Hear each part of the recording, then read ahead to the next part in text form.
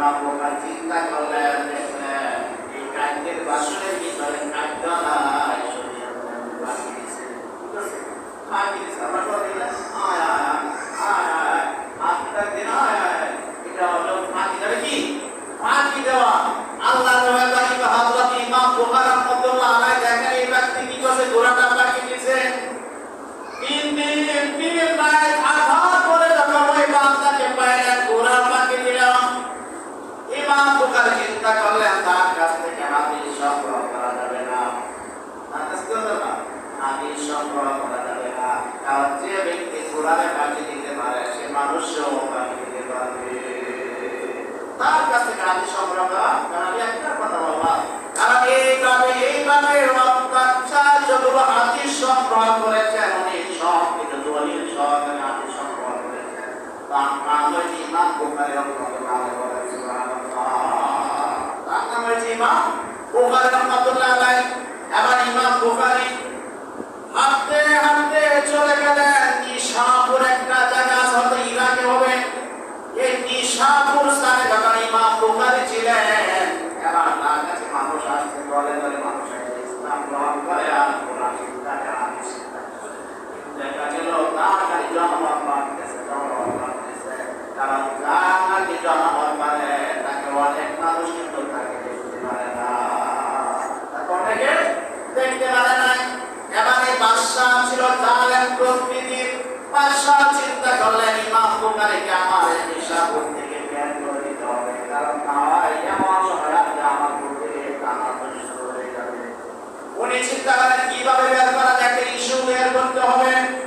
বাদশাহ বললেন ইমাম বুখারী, আমার একটা সন্তান আছে, এই সন্তানকে আপনি আমার প্রধান দরবারে আইসা কোরআন পড়া শিখাইতে হবে। ইমাম বুখারী বললেন না না, আমার দ্বারা সম্ভব না। আপনার যদি সন্তানের কোরআন শিক্ষার দরকার মনে করে আমার কোরআন হাতে পাঠাইবে, আমি সবার সাথে একসাথে কোরআন শিক্ষা দেবো। সবাই একসাথে কোরআন শিক্ষার ইস্যু বের করলেন। এই একটা ইস্যু নিয়ে দেখেন আজকাল 24 ঘন্টা সবাই ইমাম বুখারী আমার এই নিশাপুর থেকে তুমি বের হয়ে যাও, নিশাপুর থাকতে পারবে না।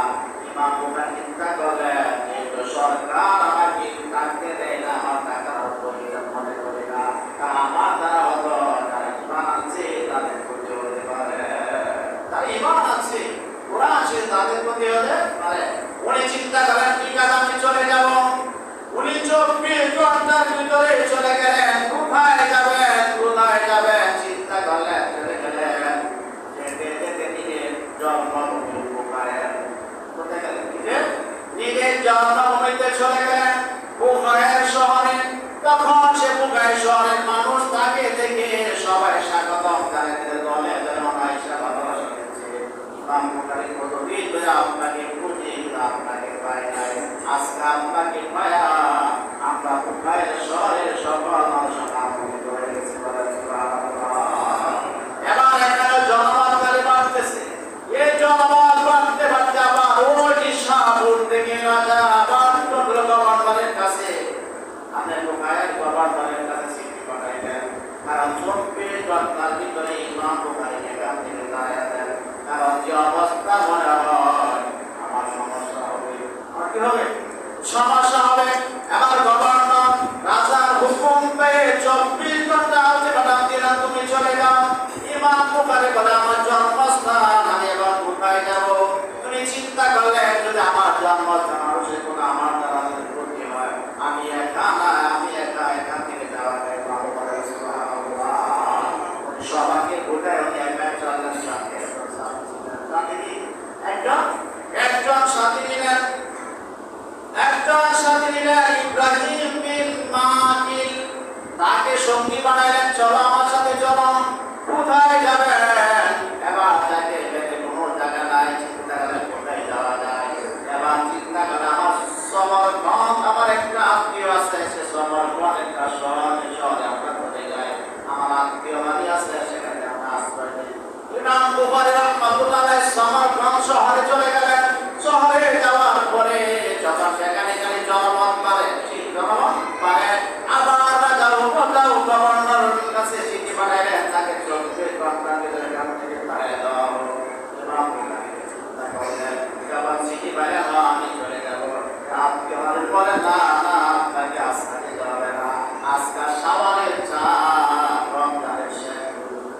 কাটিয়ে ঈদ করার পরে আপনি যেতে পারবেন। ইমাম বুখারী বললেন, না না, যদি আমি এখানে থাকি, যদি আপনাদের কোনো ক্ষতি হয় তা আমি চাই না। আমার স্বামীকে নিয়ে রাত্রিবেলায় আত্মীয় বাসার থেকে ঘর থেকে বের হয়ে গেছে। এই ইমাম বুখারী ঘর থেকে বের হলেন, কিতাবাদি অনেক ছিল, সব নিলেন। মাত্র কিছুক্ষণ যাওয়ার পর, কাছাকাছি কিছু সময় যাওয়ার পর উনি ক্লান্ত হয়ে গেলেন। বললেন, হ্যাঁ আমার সাথী, আমি ক্লান্ত হয়ে গেছি, তাদেরকে বিছানার ব্যবস্থা কর। বিছানার ব্যবস্থা করলেন, তাবু করলেন, রাস্তার মধ্যেই তাবু করলেন, এখানে বসবার, এখানে কান্না করে ঘুমায় গেলেন। সকাল হয়ে গেছে, নামাজের সময় হয়েছে, ফজরের নামাজের সময় হয়েছে। তার থেকে চিন্তা করে হুজুরকে বাড়িতে উঠাই না, নামাজ পড়বে, আবার আমরা বের হয়ে যাব। কিন্তু নামাজে ডাক দেন, কিন্তু নামাজ দিল, কিন্তু আওয়াজ আসে না। আস্তে আস্তে ধরে দেখে ইমাম বুখারী আর দুনিয়াতে নাই। ইমাম বুখারী দুনিয়া থেকে বিদায় হয়েছে। ভাইরা আমার, বড় উদ্দেশ্য হলো ইমাম বুখারীর শেষ জীবনীটা শাওয়াল মাসের প্রথম থেকে ঈদের ভেতরে দিন। এই জালেম শাসকের অবস্থা বুঝে সে কারে ডাকতে পারে না, আল্লাহ তাকে উঠায় নিয়ে গেলেন। আল্লাহ রাসূল সাল্লাল্লাহু আলাইহি ওয়াসাল্লাম ইঙ্গিত দিলেন, কিছু মানুষ এমন থাকবে তারা চলে যাবে, তাদের কথা চুপ পালন প্রশংসা করবে। ইমাম বুখারী রাহমাতুল্লাহ আলাইহি দুনিয়া থেকে বিদায় নিয়ে গেলেন, কিন্তু ইমাম বুখারীর হাদিসগুলো কিয়ামত পর্যন্ত জারি থাকবে। কথা ঠিক কিনা? তাদের সম্মান বাড়বে, কি সম্মান বেড়ে যাবে। এজন্য আল্লাহ রাসূল সাল্লাল্লাহু আলাইহি ওয়াসাল্লাম বলেছেন, তোমরা ইমাম বুখারীকে দিন মানো, কাছে কাপড় করো না। তারা কাপড় নিচে কাপড় বাঁধে, কাপড়ের জায়গাটা জাহান্নামে যাবে। যারা বিশেষ করে যারা প্যান্ট পরেন, ট্রাউজার পরেন, যারা প্যান্ট পরেন, ট্রাউজার পরেন, নামাজে সব উঠান, আবার নামাজের পরে কিন্তু আবার পরে নেন, আবার সেই করতেছে। এটা 24 ঘন্টায় টাকা খোলা রাখতে হবে, 24 ঘন্টায় টাকা খোলা রাখতে হবে। যখন আপনি টাকা ঘুরে যখন করবেন, তখন এটা আপনার জাহান্নামে যাবে। তাই আমরা আমলটা করতে রাজি আছি। ইমাম বুখারীকে আমরা মানি, ইমাম বুখারীর হাদিস আমরা মানি। তাই ইমাম বুখারী রাহমাতুল্লাহ আলাইহি বলছেন যে তোমরা টাকুর নিচে কাপড় পরো না। টাকুর নিচে কাপড় পরলে সে জায়গাটা জাহান্নামে যাবে।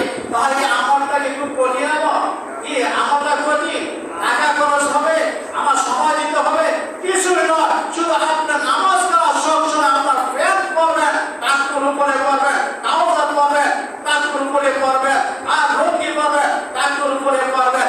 এই আমলটা করে অন্তরে আমলের দ্বারা হলো আল্লাহ তাআলা আপনাকে জান্নাত দিতে পারে। আশা রাখতে হবে। ইমাম বুখারী রাহমাতুল্লাহ বলছেন, কারণ মেয়েদের টাকুর নিচে পরবে আর পুরুষরা টাকুর উপরে পরবে। মেয়েরা টাকুর নিচে কাপড় পরিধান করবে আর পুরুষ টাকুর উপরে কাপড় পরিধান করবে। দুইটা মাসলা আপনারা শিখে রাখেন, ইনশাআল্লাহ আমল করবেন, আল্লাহ দুনিয়াতে শান্তি দিবে, পরকালে শান্তি দিবে। আল্লাহ তাআলা আমল করার তৌফিক দান করুন। আমিন। অনেক কথা ছিল, বলার সময় নাই। আল্লাহ তাআলা ইমাম তিন রাত হাঁটালে শেখা আদি সংগ্রহ করার জন্য বাগদাদ থেকে শোনার জন্য এবার যখন কায়াতে ঢোকাতে পাইছে একটা মাঠের মধ্যে, খোলা মাঠ। এই মাঠের মধ্যে একটা ঘোড়া দৌড়ে গেছে। ঘোড়াটা শুনে গেছে, ধরতে পারে নাই। এই ঘোড়াটাকে ধরার জন্য চেষ্টা করতেছে, আর এই লোকটার কাছে গেছে ইমাম বুখারী রাহমাতুল্লাহ আলাইহি একটা হাদিস সংগ্রহ করতে পারে। সুবহানাল্লাহ। লোকটা কি করে? এটা ঘোড়া দৌড়ায়, ঘোড়াটা ধরবে। ইমাম বুখারী দেখতেছেন ঘোড়াটা ধরতে পারে নাই। এমন সময় বান্দাটা বাসায় চলে গেছে। চলে যাওয়ার পর বাসাতে তারা যদি ঘোড়াকে খাদ্য দিয়ে আসলেন, আয়েশা ঘোড়াকে ডাক দিলেন, ঘোড়াটা দৌড়ে আসলো। যদি তার কোনো খাদ্যের বাসুতে চল খাদ্য আছে, এটাতে আসলে ঘোড়াটা ধরে গেল। ইমাম বুখারী চিন্তা করলেন, দেখলেন এই খাদ্যের বাসনের ভিতরে খাদ্য নাই, বাকি দিছে। ঠিক আছে, বাকি দিছে। আমরা তো দিলাম আয় আয় আয় আয় আপনার দিন আয় আয়, এটা হলো বাকি দেবে। কি বাকি দেওয়া? আল্লাহ নবী হযরত ইমাম বুখারী রাহমাতুল্লাহ আলাইহি দেখেন এই ব্যক্তি কি করছে, ঘোড়াটা বাকি দিছে। তিন রাত আধার করে যখন ওই বান্দাকে পাইলেন, ঘোড়া বাকি দিলাম।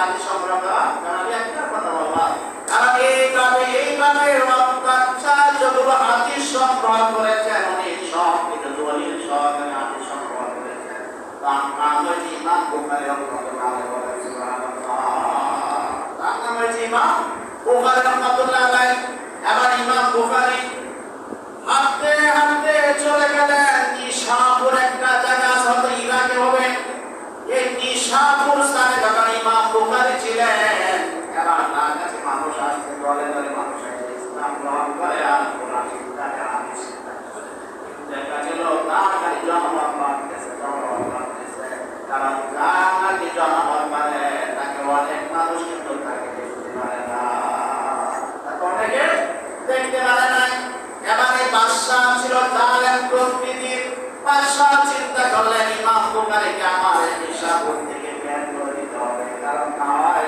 এমন সময় আসবে আমার বুদ্ধি টানা নষ্ট হয়ে যাবে উনি চিন্তা করেন কিভাবে বের করা যায় একটা ইস্যু বের করতে হবে বাদশাহ বললেন ইমাম বুখারী আমার একটা সন্তান আছে এই সন্তানকে আপনি আমার প্রধান দরবারে আইসা কোরআন পড়া শিখাতে হবে ইমাম বুখারী বললেন না না আমার দ্বারা সম্ভব না আপনার যদি সন্তানের কোরআন শিক্ষার দরকার মনে করে আমার কোরআনকে বানাইবে আমি সবার সাথে একটা কোরআন শিক্ষা দেব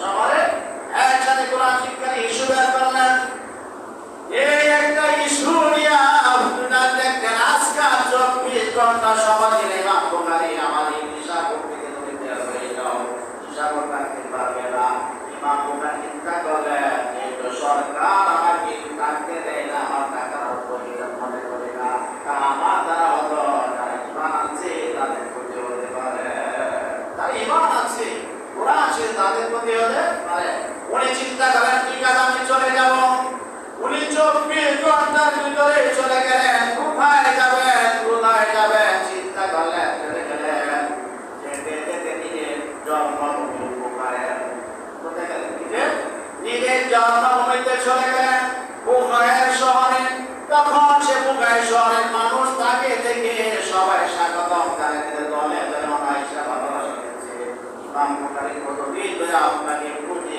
আপনাকে পাই নাই আজকে আপনাকে পায়া আমরা বুখারের শহরের সকল মানুষ আনন্দিত হয়ে গেছে এবার এখানে জনমতকারী বাড়তেছে এই জনমত বাড়তে বাড়তে আবার ওই নিশাপুর থেকে রাজা আবার গভর্নরের কাছে আপনি বুখারের গভর্নরের কাছে চিঠি পাঠাইলেন কারণ 24 ঘন্টার ভিতরে ইমাম বুখারী এখান থেকে দাঁড়ায় দেন কারণ যে অবস্থা মনে হয় আমার সমস্যা হবে আমার কি হবে সমস্যা হবে এবার গভর্নর রাজার হুকুম পেয়ে 24 ঘন্টা আছে বাদাম দিলাম তুমি চলে যাও ইমাম বুখারী বলে আমার জন্মস্থান আমি এবার কোথায় যাব তুমি চিন্তা করলে যদি আমার জন্মস্থান সে কোন আমার দ্বারা যদি ক্ষতি হয় আমি একা এখান থেকে যাওয়াটাই ভালো করে সবাইকে বোঝায় উনি একা চললেন সাথে একজন সাথী নিলেন ইব্রাহিম বিন মাকিল তাকে সঙ্গী বানাইলেন চলো আমার সাথে চলো কোথায় যাবেন এবার তাকে বেঁধে কোনো জায়গা নাই চিন্তা করে কোথায় যাওয়া যায় এবার চিন্তা করে আমার সমরগঞ্জ আমার একটা আত্মীয় আছে সে সমরগঞ্জ একটা শহরে আমরা চলে যাই আমার আত্মীয় বাড়ি আছে সেখানে আমরা আশ্রয় নিই ইমাম বুখারী রাহমাতুল্লাহ আলাইহি সমরগঞ্জ শহরে চলে গেলেন শহরে যাওয়ার পরে যখন সেখানে জনমত পারে আবার রাজা গভর্নরের কাছে চিঠি পাঠাইলেন তাকে 24 ঘন্টার ভিতরে গ্রাম থেকে তাড়িয়ে দাও ইমাম বুখারী চিন্তা করলেন যখন চিঠি পাইলেন আমি চলে যাব আপনি আমাদের বলেন না আপনাকে আজকে যেতে হবে না আজকে শাওয়ালের 4 রমজানের শেষ আপনাকে কালকে ঈদ করার পরে আপনি যেতে পারবেন ইমাম বুখারী বললেন না যদি আমি এখানে থাকি যদি আপনাদের কোনো ক্ষতি হয় তা আমি চাই না আমার স্বামীকে নিয়ে রাখতে বেলায় আত্মীয় বাসার থেকে ঘর থেকে বের হয়ে গেছে এই ইমাম বুখারী ঘর থেকে বের হলেন কিতাবাদি অনেক ছিল সব নিলেন মাত্র কিছুক্ষণ যাওয়ার পর কাছাকাছি কিছু সময় যাওয়ার পর উনি ক্লান্ত হয়ে গেলেন বললেন আমার সাথে